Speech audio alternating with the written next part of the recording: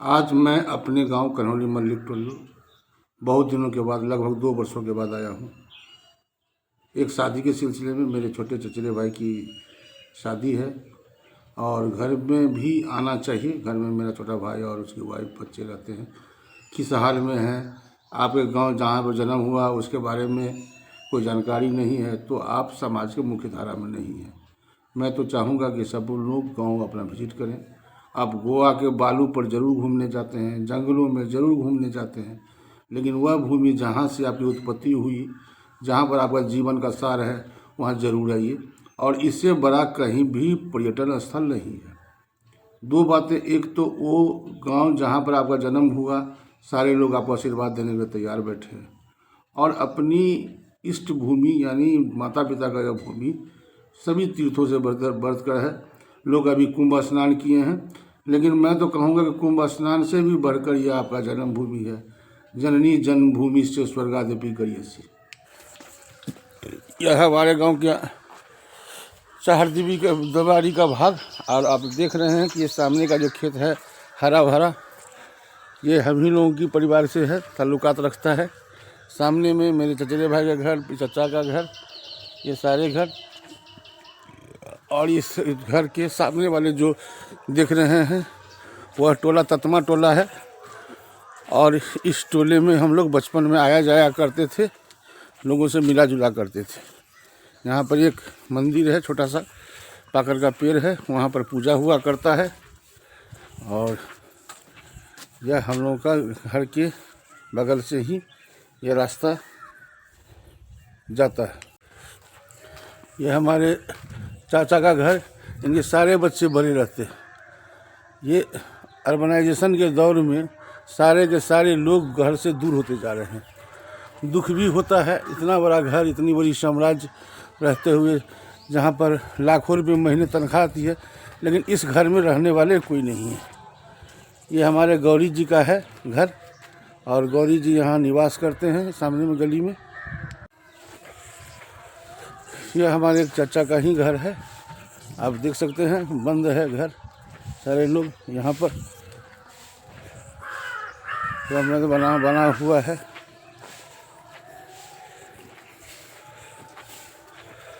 पूरा का पूरा खाली, कुछ घर ऐसे पड़े हुए हैं लोग।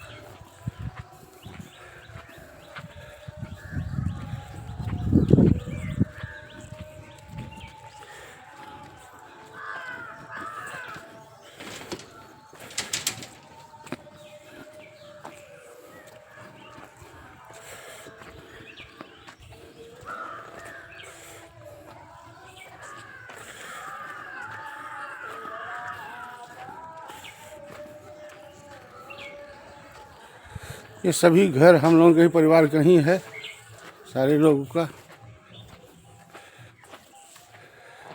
पूरी की पूरी कैस्त बस्ती आप देख रहे हैं कि पूरा का पूरा पड़ा हुआ, धन धन धन धन, कहीं कोई नहीं इस घर में। यहाँ से वहाँ तक पड़ा हुआ सब घर देख लीजिए, कहीं कोई नहीं रहने वाला है। पूरा का पूरा घर खाली पड़ा हुआ। सामने जो बगीचा देखते हैं हम ही लोगों के परिवार का है, और पूरा का पूरा खाली पड़ा हुआ। कोई आदमी यहाँ गांव में भी आते हैं, घरों में रहते हैं, लेकिन घूमने नहीं निकलते। ये विद्यालय बना हुआ है, यहाँ पर एक विद्यालय है। इसमें बच्चे सब पढ़ते हैं। और ये हम लोगों का मंदिर है, गांव का शिवालय। एक धनेश्वर चाचा हुआ करते थे, उनके द्वारा यह मंदिर की स्थापना की गई है। ये मंदिर धनुषा महादेव के नाम से विख्यात, और यहाँ पर हमेशा पूजा करते थे समाज के द्वारा। अब नेम प्लेट पर भी देख रहे हैं।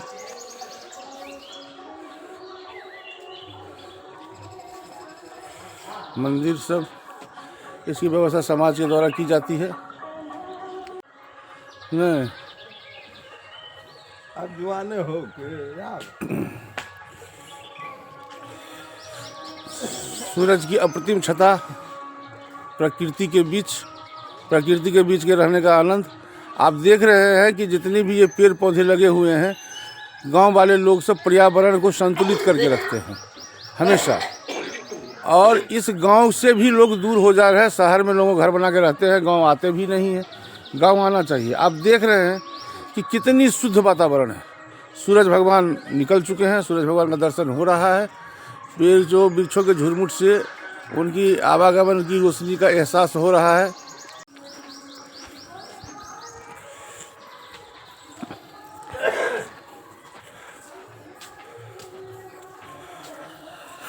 गांव के लोगों के द्वारा खेती के अलावा जो भूमि है उस पर लोगों ने अपना घर बना लिया है।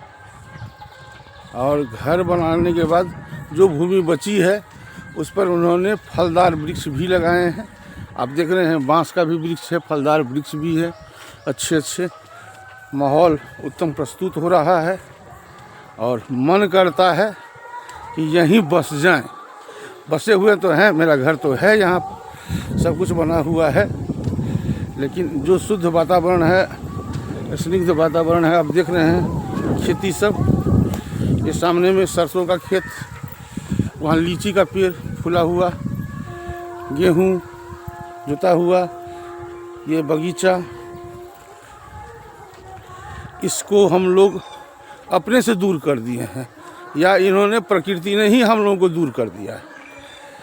प्रकृति के साथ अगर हम लोग तालमेल बैठाकर साल भर में 1-2 महीना भी आते रहें गांव, तो यहाँ के वातावरण में घुल मिलकर बच्चे भी खुश रहेंगे और सारी स्थिति भी। अपने गांव की पगडंडियों से गुजरता हुआ मैं पुनः गांव में प्रवेश कर रहा हूं। आप देख रहे हैं कि जितने भी ये घर सब हैं, सब हमारे हैं गांव के लोगों का है। अब इस फैमिली के लोग नेपाल में बस गए हैं, जो शिक्षक हैं।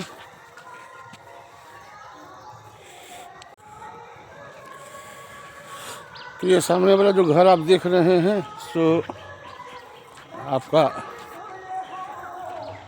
स्थिति, ये सारे के सारे फैमिली नेपाल में शिफ्ट कर गए हैं। सामने का एक घर और देखिए, वो भी बंद पड़ा हुआ है। तो पूरे गांव की स्थिति मिला जुला के यही बन गई है कि अब गांव में कोई नहीं है। और जो भी लोग हैं शादी ब्याह कुछ लोग करते हैं, आसपास के गांव में रहते हैं, जो नज़दीक के शहर से जुड़े हुए हैं, वो लोग आते जाते रहते हैं, उनका आना जाना लगा हुआ है। आप बड़े बड़े घर देखते हैं, शहर में भी घर, यहाँ भी घर, और लोग आते हैं जाते हैं, चल लगे रहते हैं। मन तो प्रसन्न होता है गांव में आने पर, लेकिन स्थिति वही बनी हुई है। लोग अब गांव में कम ही रहते हैं। एक मकान ये चाचा जी का है, इन्होंने कुछ दिन पहले अपनी बेटी का शादी भी इसी घर से किया था। आप देख रहे हैं कि इनके दीवारों पर शुभ विवाह लिखा हुआ है।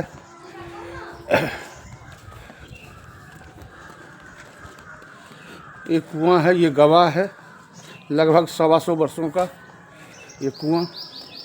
और इसमें जो है हम लोग पानी पीने का उपयोग होता था।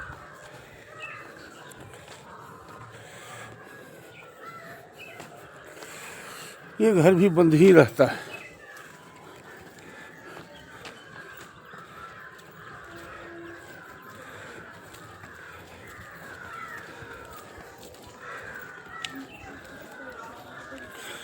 सारे के सारे हमारे गांव के हैं, और जितने भी घर हैं सबके लोगों का आना जाना लगा हुआ है, ताल्लुकात है। लेकिन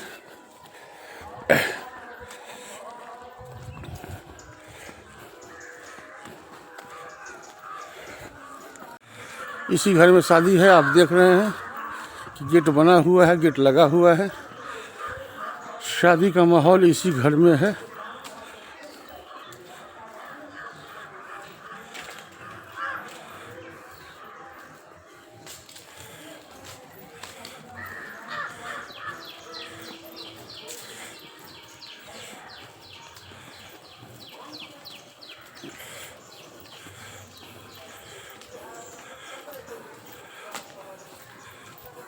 शादी ब्याह के सिलसिले में ये बर्तन सब देख रहे हैं आया हुआ है, खाना बनेगा।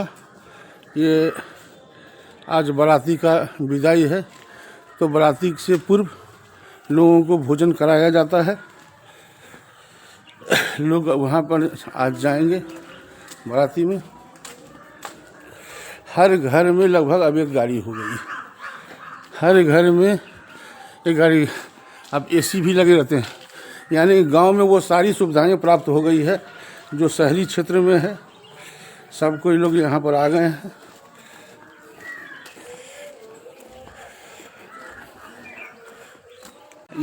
ये हमारे गांव की शान गौरी शंकर मल्लिक जी। मैं कल से ही परेशान था और पता चला कि नेपाल गए थे, लेकिन रात्रि में इनका मोबाइल खुला, फिर भी बात नहीं हुई।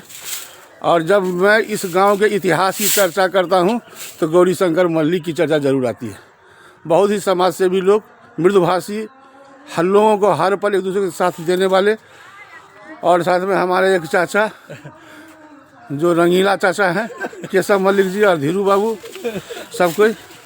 और तो मैं सारे लोगों से करूँगा। ये बच्चे सब इसको कहाँ गई थी पढ़ने? कहाँ जा रही थी पढ़ने? तो जल्दी नहीं पढ़ाई? बंद है। तो उसके बड़े पापा आए हैं ना। अच्छा, शाम में मिठाई मिलेगा तुम लोग को। इधर ले तो मेरी फोटो भगवती का।